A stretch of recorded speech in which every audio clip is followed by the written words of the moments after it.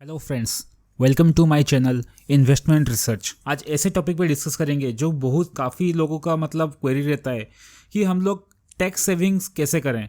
हम लोग टैक्स तो जैसे कि जनरली क्या होता है, लोग LIC बाई करते हैं या कुछ डिपॉजिट करते हैं, तो हम लोग ऐसे इन्वेस्टमेंट ज़्यादा कर नहीं पाते क्योंकि हमें टैक्स शो करना पड़ता है। स्कीम्स के बारे में, ऐसे फंड के बारे में हम लोग डिस्कस करेंगे जो कि आपको डबल बेनिफिट दे। डबल बेनिफिट मतलब आपको वो टैक्स सेविंग्स का भी काम में आए और आपको एज ए इन्वेस्टमेंट भी अच्छा खासा रिटर्न आए। यस, आपको थंबनेल और टाइटल से पता पड़ गया होगा कि आज का टॉपिक रहने वाला है कि हम लोग बात करेंगे ELSS म्यूचुअल फंड्स के बारे में।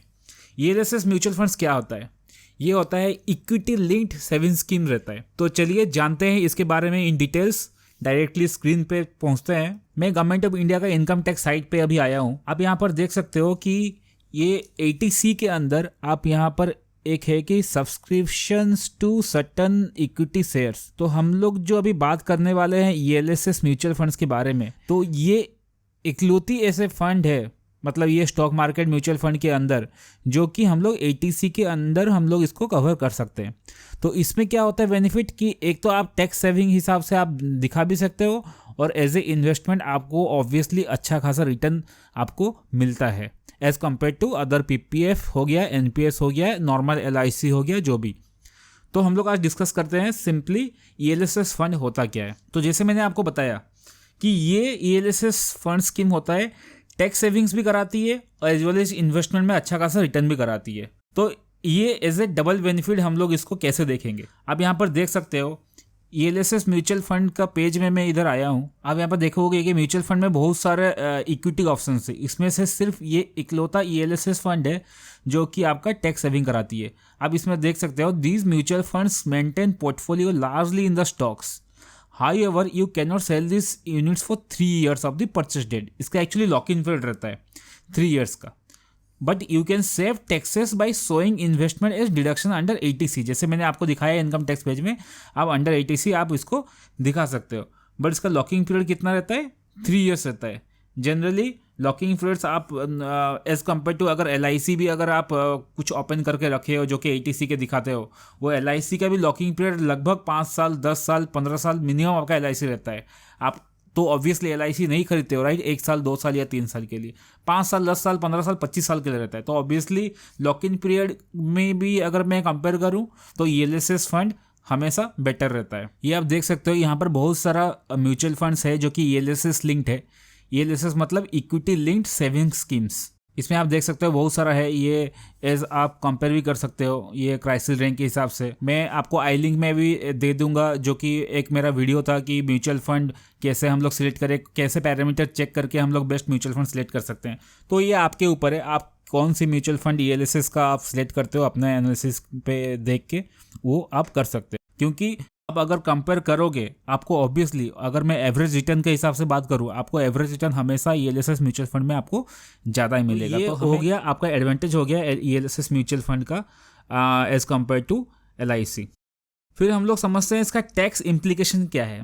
LIC के ऊपर कितना GST या टैक्स पड़ता है और ELSS म्यूचुअल फंड के कितना टैक्स GST पड़ता है। यहाँ पर देखोगे टर्म इंश्योरेंस हो गया, यूलिप चार्जेस हो गया, हेल्थ इंश्योरेंस हो गया, ये सारे आफ्टर GST अगर कैलकुलेट करोगे ये लगभग 18% आपका पड़ता है। लॉक इन पीरियड कितना हो गया? ये ऑब्वियसली 10 साल हो गया, कोई LIC 15 साल हो गया, कोई 20 साल हो गया, ठीक है। ये मिनिमम लॉकिंग पीरियड रहता है। बट अगर ELSS स्कीम पे देखोगे, यहाँ पर टैक्स का अगर बात करूँ, यहाँ पर नील होता है। कब? जब आपका capital gain less than 1 lakh rupees है। अगर मोर देन 1 लाख भी है, ये आपको कितना पड़ता है? आपको ये आपको लगभग पड़ता है 10%।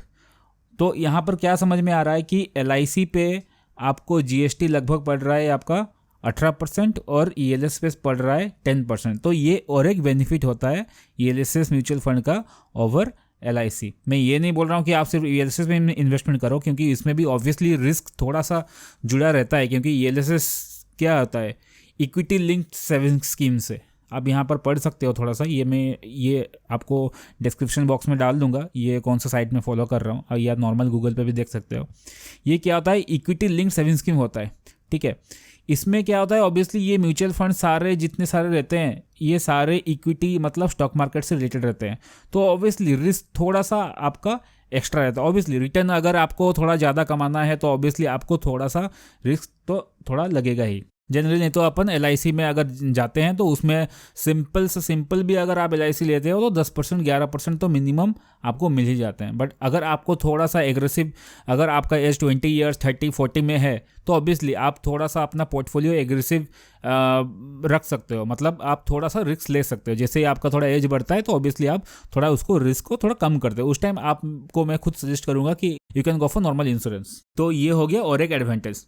तो यहाँ पर पहला एडवांटेज हम लोग एज ए समरी में अगर आपको बताऊँ, यहाँ पर लॉक इन पीरियड रहता है 3 years from the purchase date. Second advantage क्या हो गया कि आपका GST LIC पे होता है 18%, वेरेज ELSS में होता है आपका GST कितना, ये लगभग 10%। तो ये बिगेस्ट 3 एडवांटेज हो गया। और एक सबसे इंपॉर्टेंट एडवांटेज है कि आपका एवरेज रिटर्न ELSS फंड में ज़्यादा रहता है।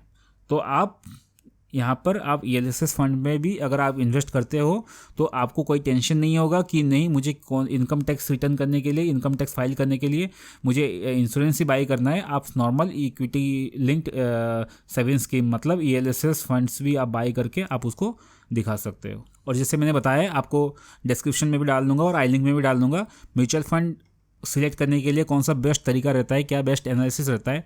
मेरा वो वीडियो आप चेक कर सकते हो ताकि आप इजीली सिलेक्ट कर सकते हो म्यूचुअल फंड कौन सी आपको लेना है। ये था all about ELSS mutual funds. तो एक सिंपल सा टॉपिक था कि आप कहाँ पर इन्वेस्टमेंट कर सकते हो अगर आपको इनकम टैक्स में आपको थोड़ा छूट चाहिए तो। आज का वीडियो आपको कैसा लगा मुझे कमेंट सेक्शन पर जरूर बताइए। और इसी टाइप्स के इन्वेस्टर रिलेटेड वीडियोस अगर आपको पसंद है तो इस चैनल को लाइक करिए, शेयर करिए और सब्सक्राइब करिए। तब तक के लिए learn, earn and stay invested. Good bye.